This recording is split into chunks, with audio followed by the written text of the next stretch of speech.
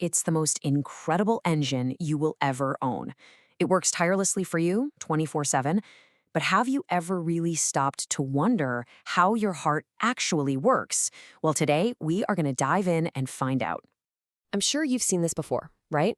These squiggly lines from an electrocardiogram or an ECG. Now, to most of us, this looks like some kind of secret code, a language from another planet. But what if I told you that by the time we're done here, you'll be well on your way to understanding exactly what this is saying? Because here's the secret. You don't learn to read this language by just memorizing a bunch of patterns. No. You learn it by understanding its author, the heart itself. You see, those lines are telling a story, and today we're going to meet the storyteller. So, our journey has to begin with the heart itself. And I'm not talking about the little symbol you see on a Valentine's card. We're talking about the real thing, that powerful, cone-shaped muscular organ that's working nonstop deep inside your chest. And for all that power, think about this.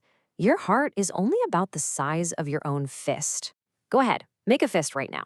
That's it. We're talking just 9 to 12 ounces, sitting securely right behind your sternum, nestled between your lungs. And to keep it safe, the heart is wrapped up in this tough, protective sac called the pericardium. And get this, in that tiny little space between the sac and the heart, there's only about a tablespoon of fluid, just enough to lubricate its every single move and cushion it from any bumps. All right, let's head inside. Probably the best way to think about the heart is like a really high-tech four-room house. And trust me, understanding this layout, well, it's the key to everything. So the walls of this house, they're made of 3 totally distinct layers. You've got the outer layer, the epicardium, and the smooth inner lining, the endocardium. But the really crucial one, the one you need to remember, is that middle layer, the myocardium. This is the thick, powerful muscle tissue that does all the work, contracting with every single heartbeat. It's basically the engine of the engine. And here they are, those 4 rooms. The 2 upper chambers, the atria, you can think of them as kind of like the waiting rooms or reservoirs, just collecting all the incoming blood. The 2 lower chambers, the ventricles, now they're the heavy lifters. They're the real pumps. And if you look closely, you can see the wall of the left ventricle is way thicker. And that's because it has the absolute toughest job, pumping blood out to your entire body. Now, any good house needs doors, right? And the heart has 4 of these amazing one-way valves. They open and close in this perfect sequence, just responding to pressure changes to make sure there's absolutely no backflow. They are so critical for keeping everything moving in exactly the right direction. So here's the bottom line. That familiar lub-dub sound of a heartbeat? That's not the muscle squeezing. Nope, it's the sound of these valve doors snapping shut. That rhythm is the sound of perfect, leak-proof engineering at work. Okay, so we've toured the house, but what about the plumbing? How does blood actually move through this whole system? Well, the heart is a master multitasker. It's a double pump managing 2 completely separate circuits at the exact same time. First up, you've got the pulmonary circuit. This is where the right side of the heart pumps that used blood, blood that's already dropped off all its oxygen, on a quick trip over to the lungs. There, it gets rid of carbon dioxide and picks up a fresh supply of oxygen. Then, that newly oxygenated blood comes back to the left side of the heart, which powers the second circuit, the systemic circulation. This is the long haul. This is where that powerful left ventricle pumps that fresh, oxygen-rich blood out to nourish every single organ and tissue in your body. And here is the truly incredible part.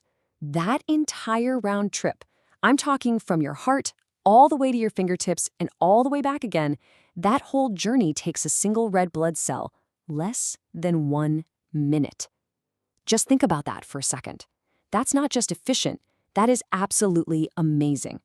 But hang on, what tells this incredible muscle pump when to squeeze? What's coordinating this whole thing? Well, that brings us to the most fascinating part of our tour, the heart's invisible power source, its own electrical system. So what makes heart cells so special? Well, they basically have 4 unique superpowers. First, automaticity. They can create their own electrical spark. Second, excitability. They get excited and respond to that spark. Third, conductivity. They can pass that spark along to their neighbors, kind of like a wave. And finally, contractility. They squeeze or contract in response to it all. Think about contractility like you're shooting a rubber band. If you don't stretch it enough, it just kind of flops, right? Stretch it too much, it might snap. But when the heart's muscle fibers are stretched just the right amount by the blood coming in, they contract with the maximum possible force. It's perfect. Now, while the heart can beat all on its own, your body's nervous system acts like a control panel. You've got the sympathetic system, which is basically the accelerator. It speeds the heart up when you need a boost. And then you have the parasympathetic system, which acts as the brakes, slowing things down when it's time to rest. So, where does the spark for every single beat actually come from? It starts right here, in this tiny little cluster of cells in the right atrium called the sinoatrial node, or SA node for short. This is the heart's natural pacemaker. It's the boss, firing off an electrical signal 60 to 100 times every single minute, every day of your life. But that spark doesn't just spread out randomly. Oh no, it follows a very precise electrical highway. First, it zips across the atria, causing them to contract. Then, it pauses for just a split second at the AV node, which acts like a gatekeeper, giving the ventricles time to fill, before it races down a specialized pathway, triggering a powerful, coordinated squeeze of the ventricles from the bottom up. It's just this perfectly timed electrical cascade. So now we can bring it all together. You see, the heart isn't just a mechanical pump, and it isn't just an electrical circuit. It's the perfect harmony of the two, working together in this beautiful, precise way. The electrical spark tells the mechanical pump exactly how and when to move. And those confusing, squiggly lines we saw at the very beginning, that ECG is simply the recorded language of that spark. It is a printout of the heart's electrical instructions for every single beat. When it all works right, the heart's rhythm is this perfectly timed dance between muscle and electricity. It's a beautiful, life-sustaining performance. So the really important question becomes, what happens when one of those dancers misses a step? And understanding that, well, that's why all of this really matters.